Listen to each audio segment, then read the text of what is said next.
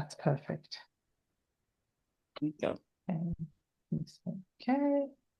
Okay, Lindsay, thank you so much for agreeing to be my partner on this coaching conversation. Let me bring my notes in front of me so it doesn't look like I'm looking up in the sky. Basically, what I want to take you through is just to help me. I'm in the process of learning how to become a better coach. So this is a practice session for me. And there is this coaching pathway, that Kim told us about when we were doing the session. And it's got these 5 steps. So the first one is to establish a conversation and a rapport, then identify a topic or a goal that we want to talk about, and then work with you to surface some kind of understanding or insight relating to that, and then shape some level of agreement or conclusion, and then do a completion and a close. So I'm going to try and keep it fairly simple. And I'd like to start the conversation now that I've introduced what this is about. Maybe just to get some insights from your side around how you are doing, and if there's anything you want to share with me in terms of, what's coming up for you. We'll be keeping this to 15 minutes. So something that's on your mind that you'd love to talk about, or you'd like me to help you guide through a conversation. So, I mean, I'm overall fine. I think a thing that I'm actually really struggling with is I have this whole conversation with myself in my head about it's work related. And so because I line manage someone, we work really closely together. And when we work closely together, there's obviously, because we're in operations, there isn't a way to track deliverables in terms of how much time it will take to do X, Y, and Z. And so in operations, there's a lot of things that come up, and especially when like now we have training that's coming up, there's like lots of little things that need to be done. But it's like training is one component, and then there's obviously all the other things that still need to happen because it needs to happen. And so last week I felt like we sort of off track with things that need to happen. And so I went back and I went to our planner. So we have a planner that I work on, where we track what deliverables are on there, or put it on there, and then, assign due dates and whatever. I went back onto the planner, and in our one-to-one, we agreed on what needs to be done. And I just put it on the planner because I thought, before we just get lost in just like we speak about it, but we didn't actually note it down. I noted it down. But throughout the week, I felt like things are just not getting done.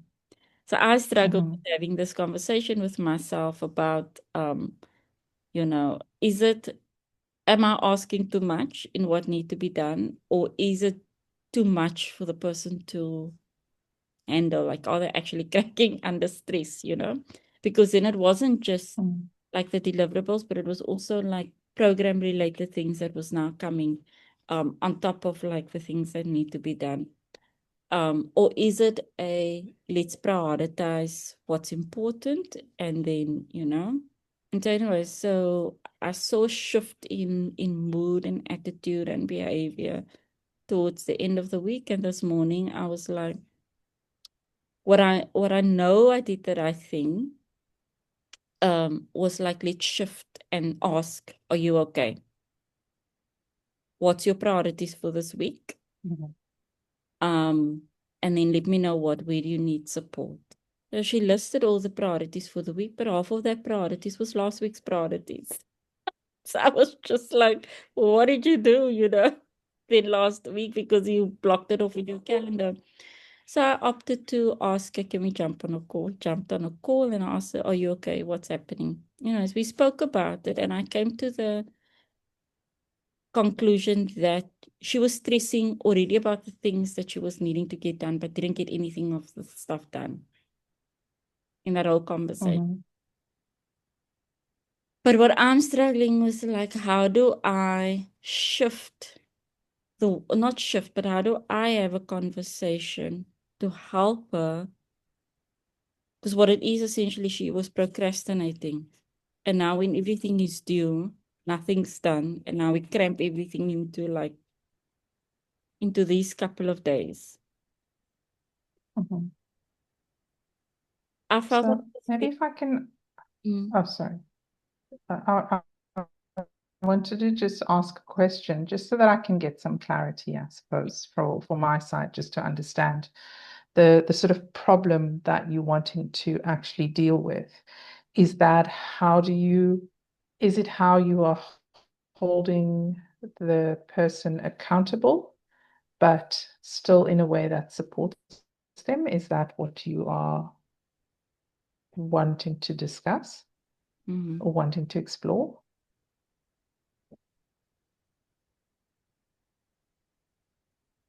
Yes. Okay. So But maybe talk to me a little bit about that. Like, what is it that you would like to, what is it that you want to, or you'd like me to sort of guide you through the conversation? I think it's more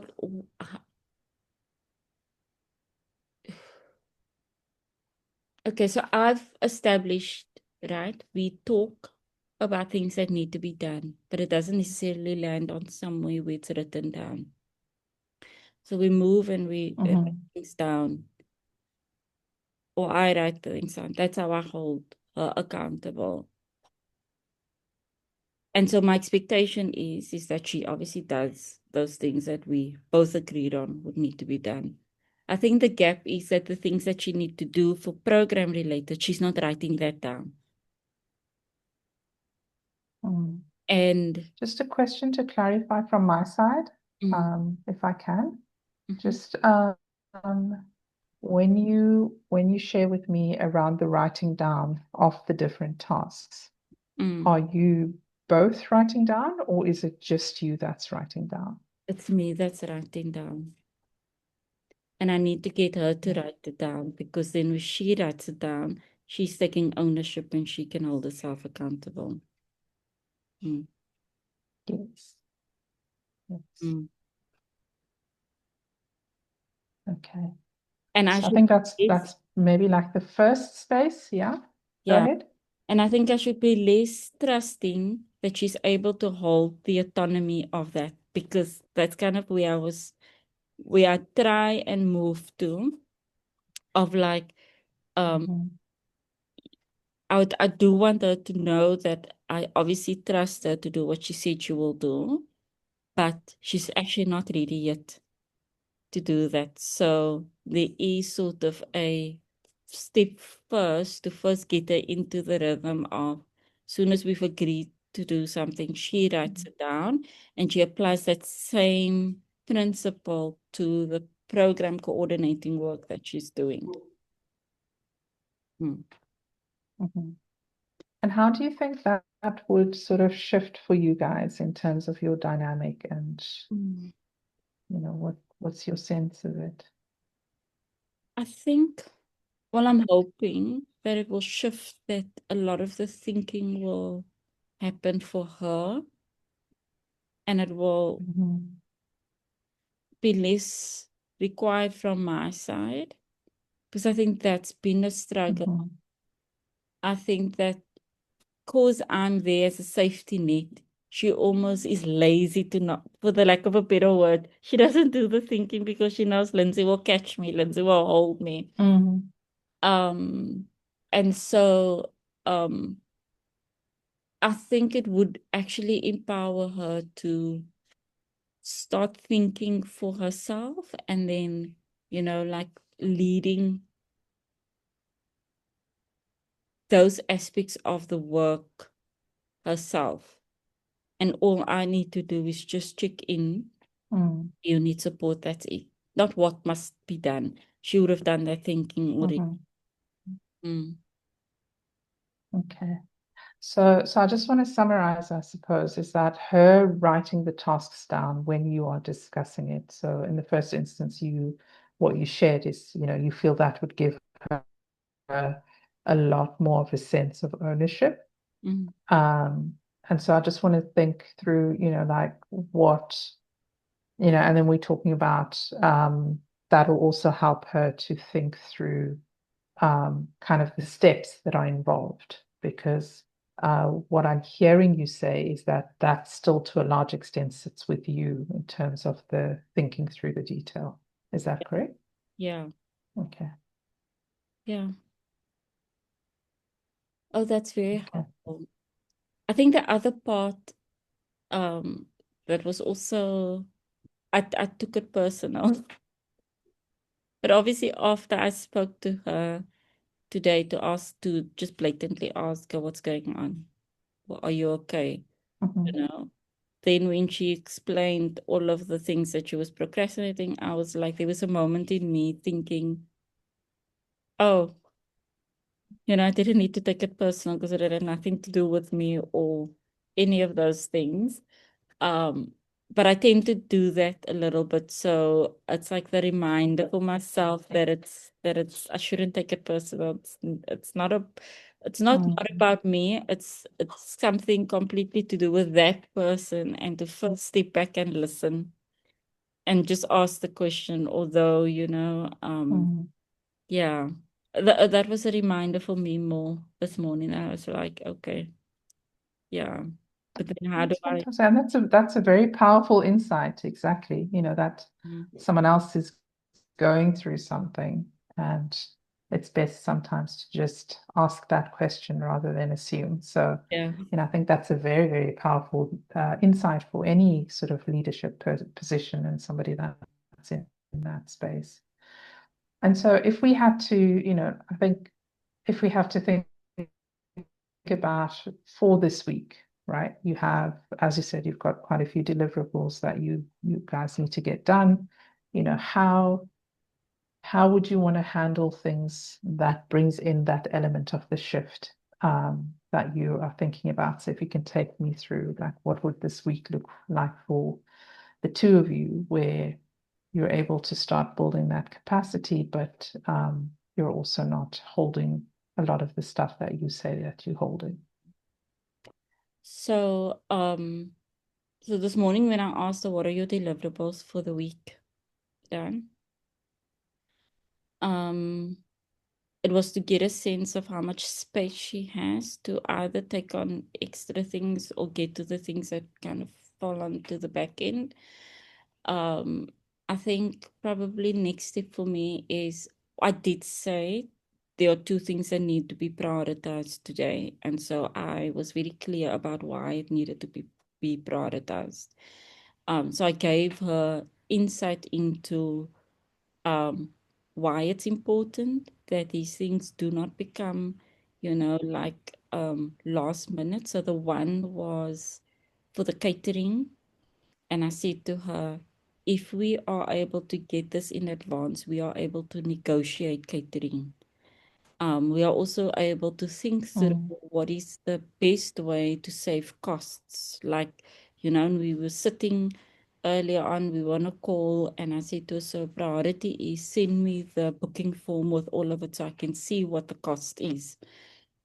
And so I could walk mm, through each section. So one of it is the afternoon tea, and I said to her, people don't really take the afternoon tea. There's a lot of wastage that happen there. So can we instead we pack them a juice and a crisp in a paper bag? We stick it and we just hand it to the participants at the end of the day. So it will be cheaper than us paying 20 Rand for a can of Coke or 28 Rand for a cup of coffee, which is in a way not going to take, right? So it's like that's one way we can do it. And I said the other thing is if we say, okay, we're going to do like a morning arrival tea with a rusk, ask for pre-packed rusks, individually packed rusks. So if anybody don't mm, pick, we can keep and we order less for the next day. So things like that. And then when we spoke through it, she said to me, this is very helpful. Actually, thank you. I didn't think about all of those things. Again, a confirmation that She's not thinking about those finer details in terms of cost and making her understand that it is not just we pay and people bring things, like in a wonderful world, we could have done that. The other thing was, so Duncan's farewell, said to her, this was a huge priority last week. I said, if I was leaving and I was being told the day before the time or 2 days before the time where I was going, I wouldn't feel like there was much thought put into this. I'm like, everybody must know by the end of today where we are going, and they need to make the arrangements and plan their day around it. It's just courtesy. It's like, it's his last day, and it's a thought that counts more than anything else. And so, like she understood that. So for this week, it's about when she had given me the priorities for this week, I said, can you check in with me every day about what's moving on, like what's done and what still needs to be completed. It's a little bit of micromanaging a bit, but I did give her feedback in saying like there's a lot happening this week, so I want to support you. And then I know where to help you and where to take over certain things that need to be taken over to, and also be able to so that things run smoothly. She was very appreciative of it. I'm just not sure yet how to move from that to she holds it completely without me having to do the thing yet.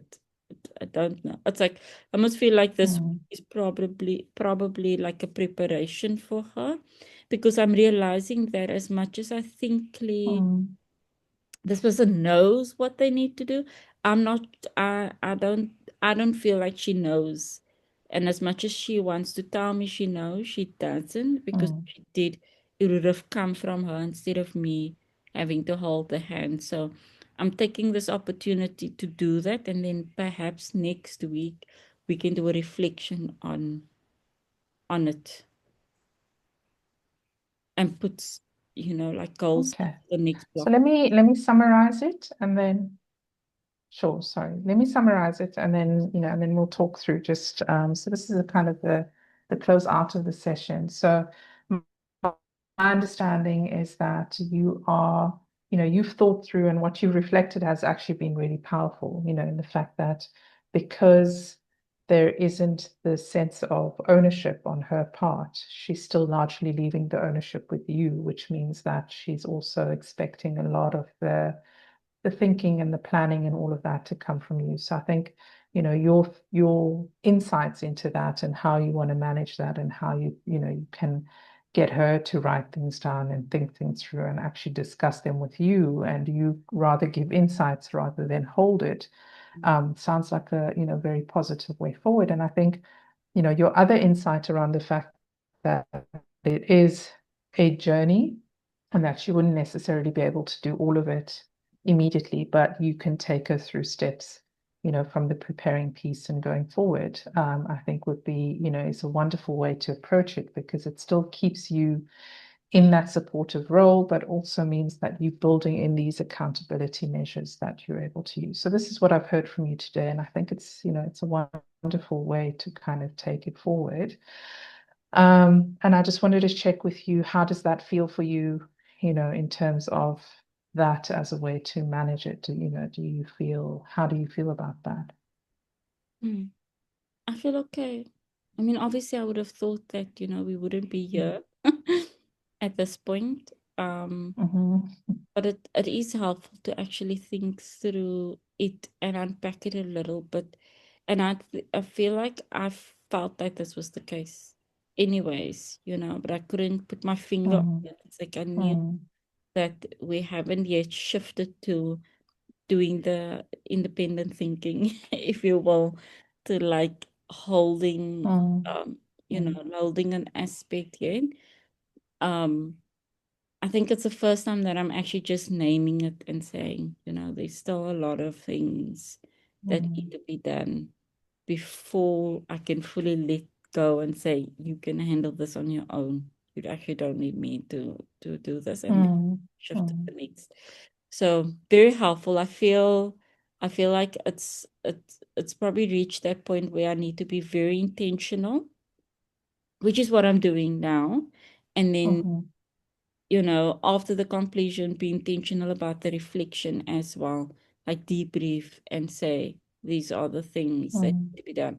It's probably also leaning towards what we've kind of spoken about in the progress review as well, like more ownership, more accountability, self-accountability for aspects of it, because it's impossible for one person to hold all of it, and understanding what the role is of it's not Mm. just the doing, because the doing is easy.